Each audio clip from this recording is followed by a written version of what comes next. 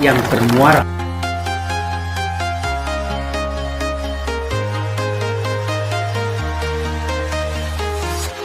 I'm walking alone, the streets are empty.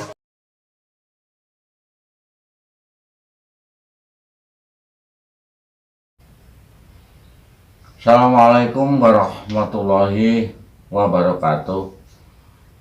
Adik-adik sekalian mahasiswa, dalam pertemuan kali ini Pak Samsul akan menjelaskan tentang permintaan, hukum permintaan.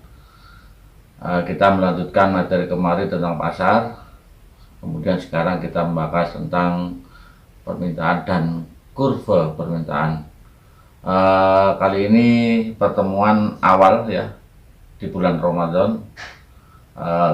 Kami Pak Samsul mengucapkan selamat berpuasa. Mudah-mudahan ibadah puasa adik sekalian diterima oleh Allah Subhanahu wa Ta'ala. Nah, kali ini Pak Samsul akan menjelaskan permintaan.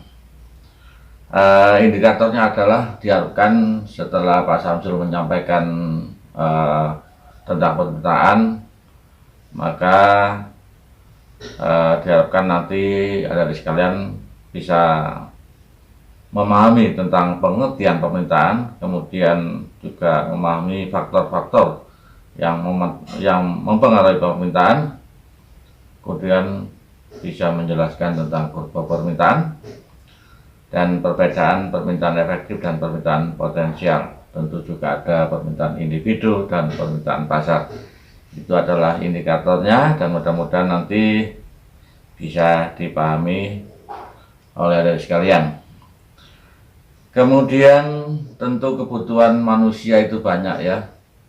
Jadi manusia itu sangat banyak kebutuhannya, sehingga apa yang bisa mempengaruhi faktor-faktor permintaan. Jadi kalau kita berbicara permintaan, tentu ini adalah permintaan pembeli terhadap penjual. Yang mempengaruhi adalah yang diantaranya adalah harga. Harga ini sangat mempengaruhi ya. Kemudian pendapatan masyarakat, selera masyarakat, kualitas barang, harga barang lain, jumlah penduduk dan ramalan masa depan. Nah, kita coba memberikan pengertian tentang harga barang. Nah, inilah yang nanti kita jelaskan tentang harga barang. Nah, ketika barang di pasar itu murah, tentu permintaan akan bertambah. Jadi harga barang ini sangat mempengaruhi. Ketika ada barang murah, maka ini permintaan akan bertambah. Kemudian pendapatan masyarakat, tentu saja ketika pendapatan masyarakat ini kaitannya dengan, kalau kita hubungan dengan ekonomi makro, maka pendapatan per kapita, pendapatan masyarakat itu bertambah, secara otomatis itu permintaan juga akan bertambah pembelanjaannya. Kemudian selera masyarakat. Nah, ini masyarakat itu juga punya selera ya. Jadi masyarakat itu punya selera ketika membeli barang. Jadi kemudian selanjutnya kita juga menyampaikan tentang kualitas barang. Nah, ini kualitas barang juga begitu. Ketika ada kualitas barang bagus, harga walaupun sedikit mahal, maka ini juga sangat mempengaruhi faktor-faktor yang mempengaruhi permintaan barang. Kemudian jumlah penduduk, jelas saja ketika penduduknya banyak, pasti kebutuhannya banyak, dan ini mempengaruhi permintaan dan ramalan masa depan. Jadi kalau kita berbicara tentang ramalan masa depan, ini pasti kita akan berbicara tentang ketika kita mendengar sebuah berita atau isu ya. Jadi misalkan di bulan depan itu mau ada kenaikan harga BBM. Nah, tentu kita akan selalu ingin membeli banyak. Yang kalau kita biasanya membeli BBM itu cuma 2 liter atau 5 liter. Nah, ini bisa 10 liter. Ya, bisa 20 liter. Sehingga isu ramalan masa depan ini juga mempengaruhi. Maka seperti biasa pemerintah menjelaskan ya, supaya permintaan tidak melonjak, maka stok masih ada, stok aman. Nah, sehingga tidak mempengaruhi pembeli dalam mengambil keputusannya untuk kedepannya. Kemudian saya akan mencoba menjelaskan tentang apa itu pengertian permintaan ya. Di antaranya adalah yang mana ini adalah jumlah barang yang ingin dibeli oleh masyarakat dengan berbagai tingkatan harga, itulah yang disebut permintaan ya. Jadi jumlah barang yang ingin dibeli oleh masyarakat dengan berbagai tingkat harga tertentu, itulah yang kita sebut permintaan. Oke, dari sekalian, kita coba untuk menjelaskan tentang kurva permintaan ya. Nah, di sini nanti saya Pak Samsul akan memberikan slide-nya.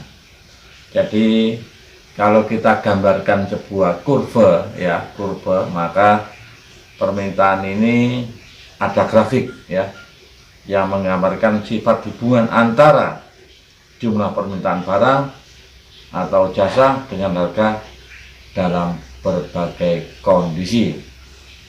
Nah, coba kita mencoba untuk menjelaskan tentang hukum permintaan ya. Ya, seperti harus kita ketahui bahwa ketika hukum permintaan ini secara umum ya, yang mendasar harga itu murah, maka permintaan itu bertambah. Nah, ini harus kamu pahami, ini adalah pelajaran SMK dulu ya, kita hanya mengulang aja. Nah, kita coba nanti kita jelaskan.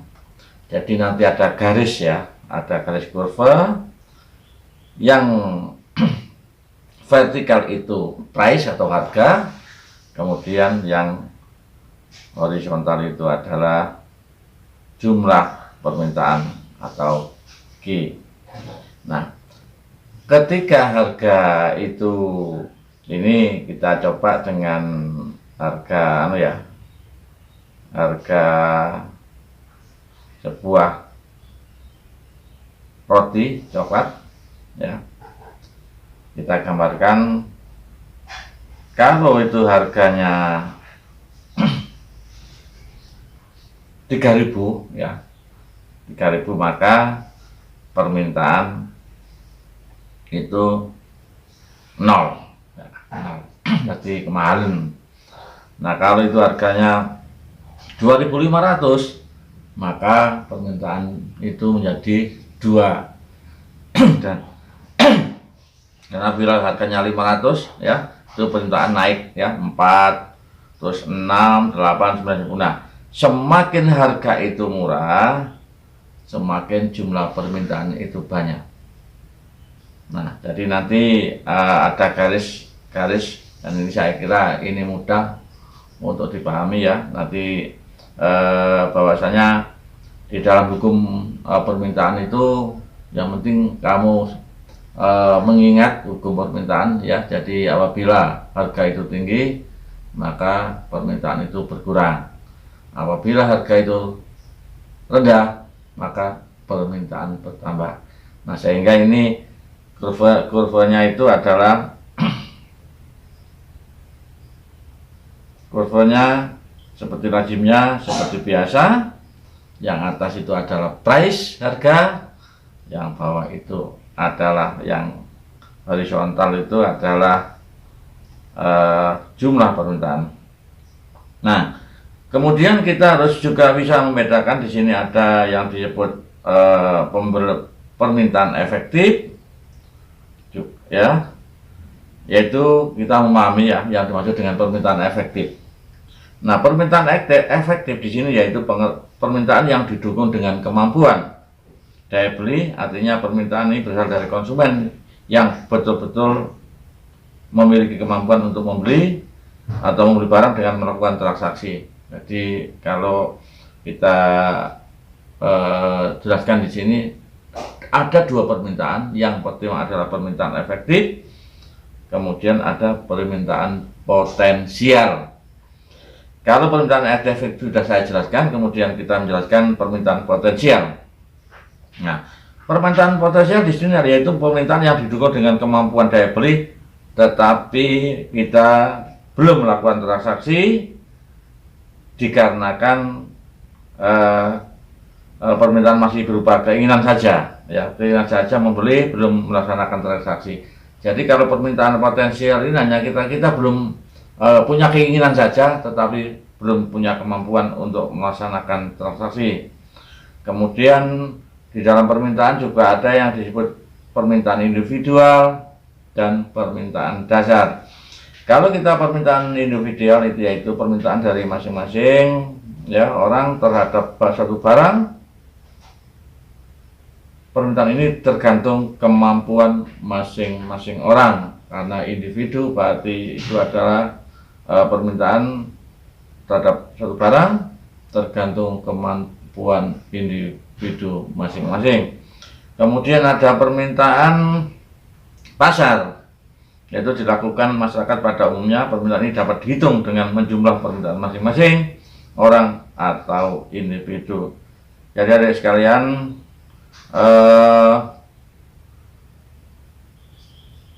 begitulah yang dapat saya sampaikan ya kali ini. Namun adik sekalian, tentu dengan harapan ini nanti kan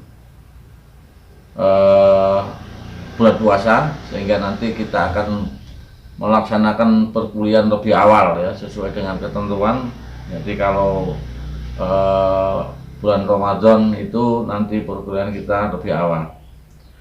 Saya kira itu adik sekalian. Tentu seperti biasa, nanti adik sekalian bisa bertanya ya lewat komentar atau lewat WA, sehingga nanti dalam perkuliahan itu saya jelaskan nanti melalui WA, sehingga kita bisa memahami secara utuh.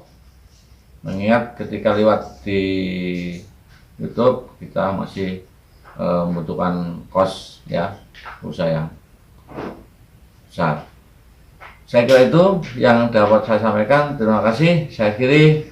Wassalamualaikum warahmatullahi wabarakatuh.